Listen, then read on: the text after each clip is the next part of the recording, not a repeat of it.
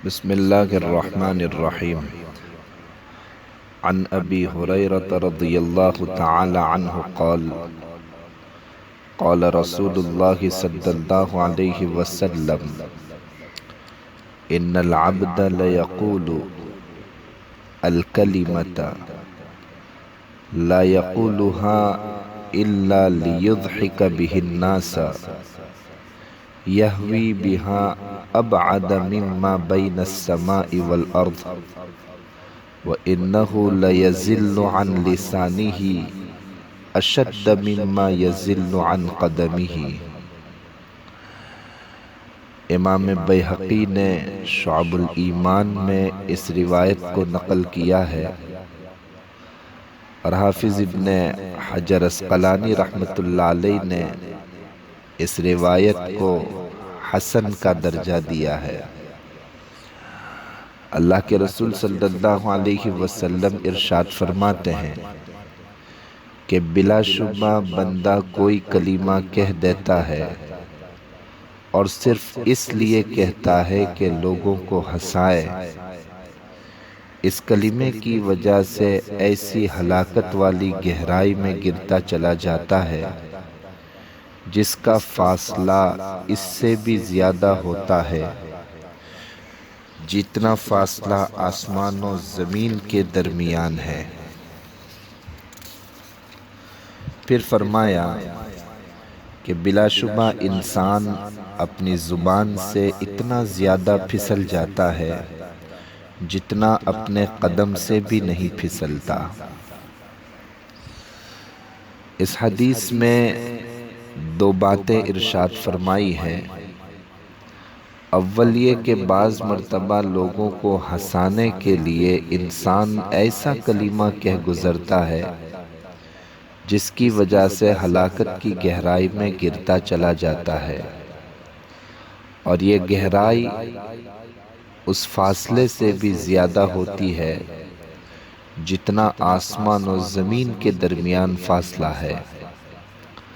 دوسری بات یہ ارشاد فرمائی کہ انسان بعض مرتبہ اپنی زبان سے اتنا زیادہ پھسل جاتا ہے جتنا کہ اپنے قدم سے بھی نہیں پھسلتا، اور وجہ اس کی یہ ہے کہ اگر قدم پھسل جائے تو تھوڑی بہت چوٹ لگ جاتی ہے جو 2-4 دن میں اچھی ہو جاتی ہے، اور اگر زبان لغزش کھا جائے، پھسل جائے، تو اس سے دنیا اور آخرت کی تباہی ہو جاتی ہے۔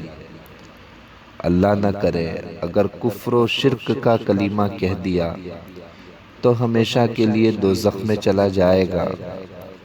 اگر کسی کو گالی دے دی تو اس کی وجہ سے نفرت پیدا ہو جائے گی اور گنہگار ہو جائے گا۔ یہاں کی وہاں لگا دی، لگائی بجھائی کر دی تو 2 خاندانوں میں لڑائی جھگڑا پیدا کرنے کا سبب بن جائے گا۔ ظاہر ہے کہ زبان نے ذرا سی حرکت کی اور اتنی بڑی بڑی مصیبتیں اس کے حق میں اور دوسروں کے حق میں کھڑی ہو گئی۔ اسی لیے زبان کو سختی سے محفوظ رکھنے کی ضرورت ہے۔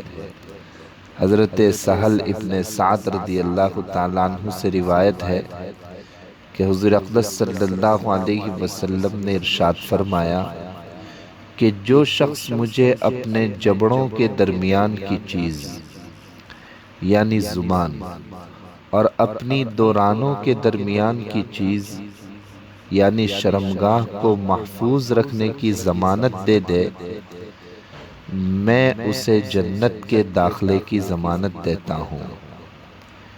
یعنی جو انسان ان دونوں کی حفاظت کرے گا اور ان دونوں کے گناہوں سے بچے گا تو وہ سیدھا جنت میں پہنچ جائے گا۔ معلوم ہوا کہ دوزخ میں لے جانے میں زبان اور شرمگاہ کو زیادہ دخل ہے، اور ان دونوں کی حفاظت جنت کے داخلے کا بہت بڑا سبب ہے۔ ایک دن حضرت عمر رضی اللہ تعالیٰ عنہ حضرت ابو بکر صدیق رضی اللہ تعالیٰ عنہ کے پاس گئے۔